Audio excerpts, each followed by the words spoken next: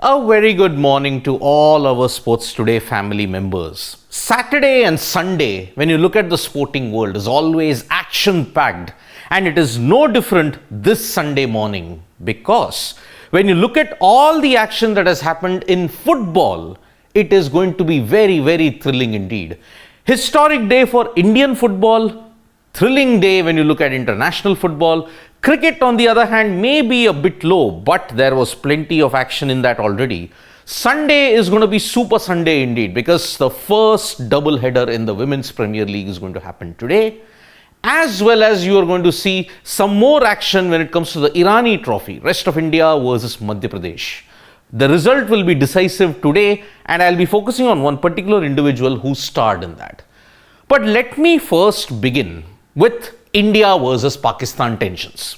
You know that there is already bilateral tensions which are at a peak. India versus Pakistan cricketing relations are also at an all-time low. Asia Cup uncertainty, where will it be played? Will Pakistan agree to it? Will India play in it if it is held in Pakistan? But there is one major update on the World Cup. And let me begin with Babar Azam's statement on how he has to prepare for the World Cup in 2023. Directly, he did not mention it, but indirectly he had said, yes, I will have to partner well with Mohammad Rizwan and play incredibly well in the 2023 World Cup, which is already an indication that Pakistan are willing to travel to India and they will play all the games that are slated there for them. One must remember that Pakistan and India's relationships are at an all-time low.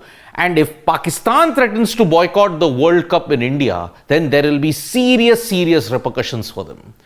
One has to take it in a very calm slide, and once again, it may be politics aside, let the sport begin. But when it comes to India versus Pakistan, is that possible? Will that be possible in this world? That is a major question.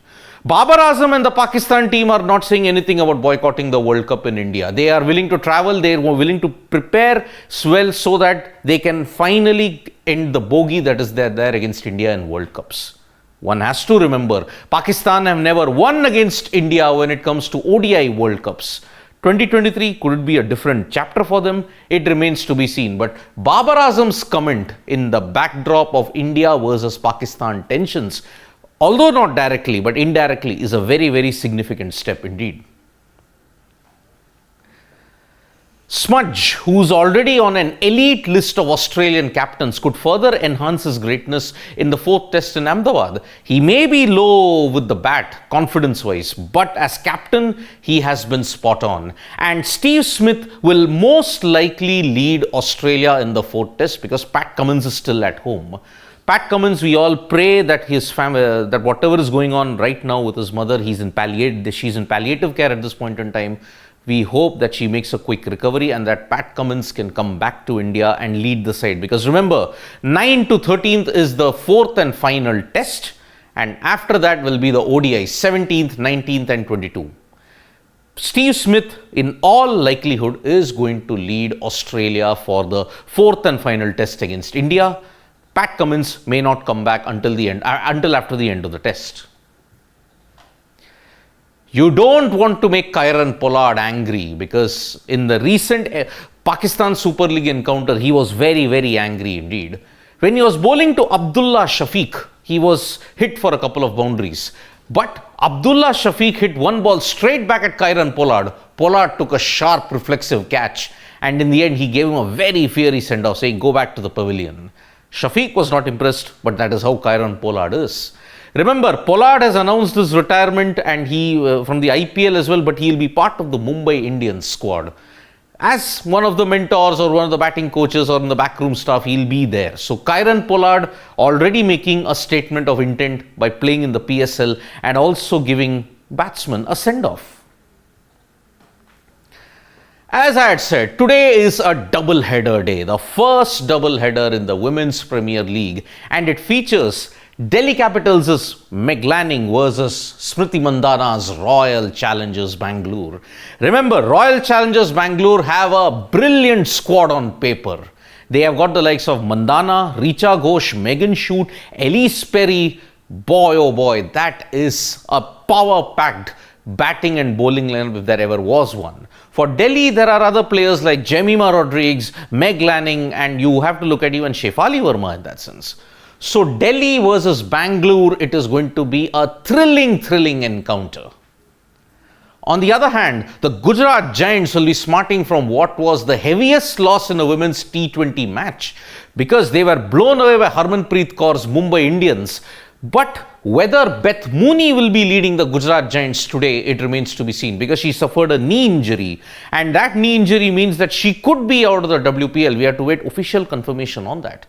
On the other hand, Alyssa Healy's UP Warriors will be determined to ensure that the Gujarat Giants are kept low, because UP Warriors have also got a pretty decent batting and bowling lineup. But at the same time, Meg Lanning's Gujarat Giants, the way how the bowling and the batting underperformed yesterday at the D.Y. Patil Stadium, it's not good signs for them.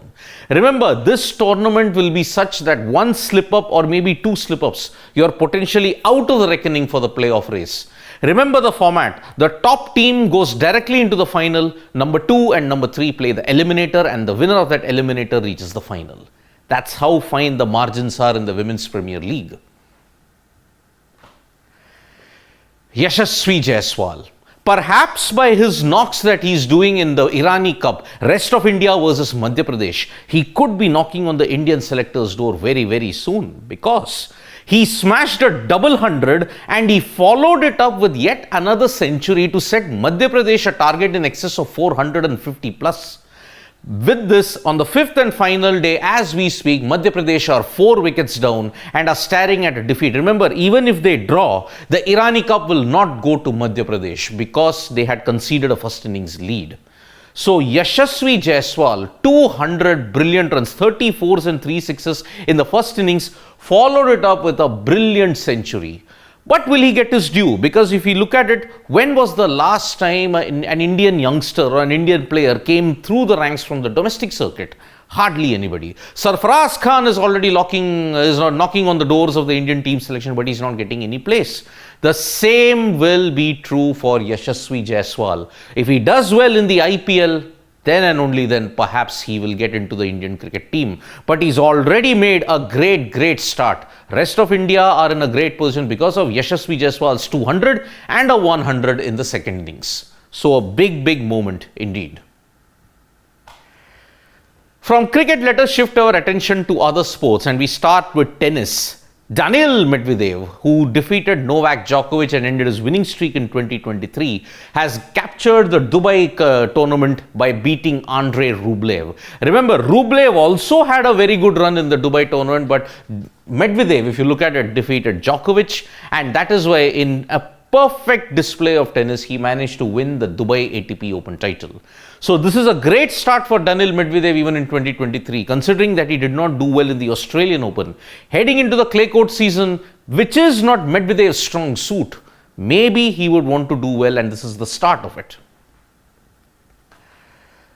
But now let us move to Indian football, and yesterday there were 2 major events that happened.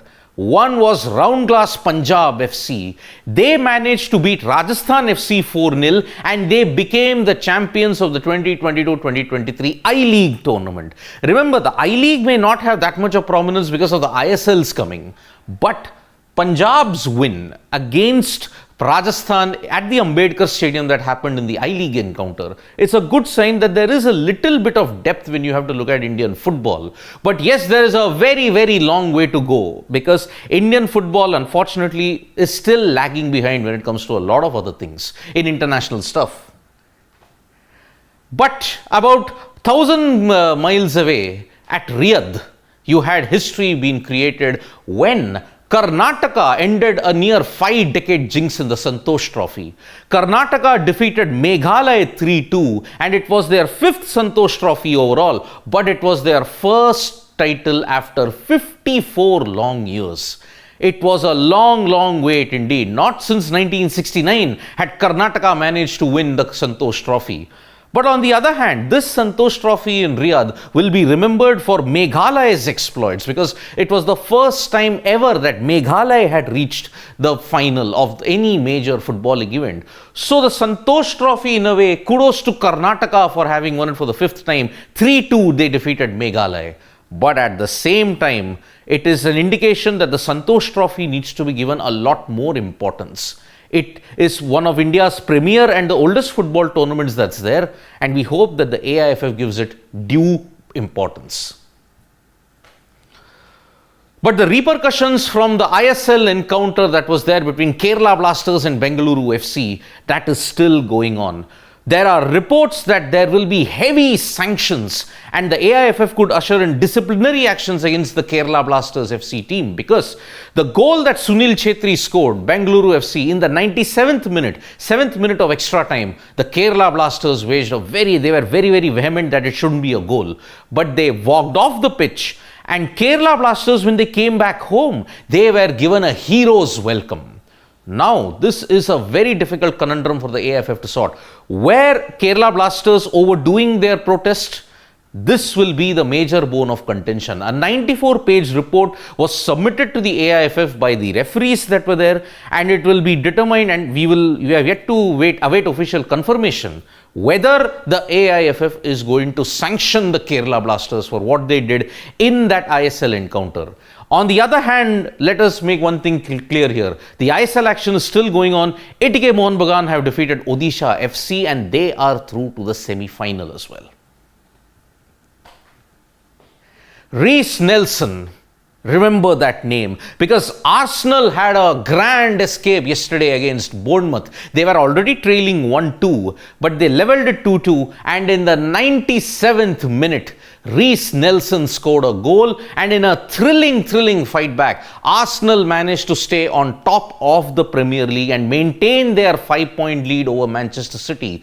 This win will go a long way in ensuring that Arsenal keep their title hopes alive, because Manchester City had beaten Newcastle 2-0. Bernardo Silva and Phil Foden were the goal scorers at that point in time. So, very important match that Arsenal managed to ensure, because if Arsenal would have drawn the game, the deficit would have come down to just about 2 or 3 points.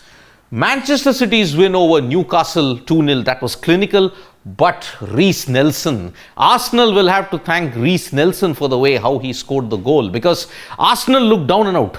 But it was Reece Nelson's 97th minute goal that saw Arsenal get the full 3 points. And that is a very good feeling indeed for them. 5-point lead still maintaining, and it will be very important to see how Arsenal go about the Europa League fixtures and the Premier League fixtures later on. So it has been a very action-packed sports morning. And remember, today, apart from the WPL and the Premier League action, you're also going to see Formula One action. Yes, Formula One returns after a hiatus, and the Bahrain Grand Prix is going to be a crackerjack of a contest. 1.1 seconds separated a lot of cars, 20 cars. Indeed, 2023 has gotten off to a very thrilling start. Verstappen, as usual, on top, but the other contenders are also making a big statement. Thank you so much, folks, for joining us for the morning wrap. We'll be back all day with more updates. Tap that bell icon so when we go live. Subscribe to Sports Today, because we are there on YouTube, Facebook, Instagram, and Twitter. Thank you.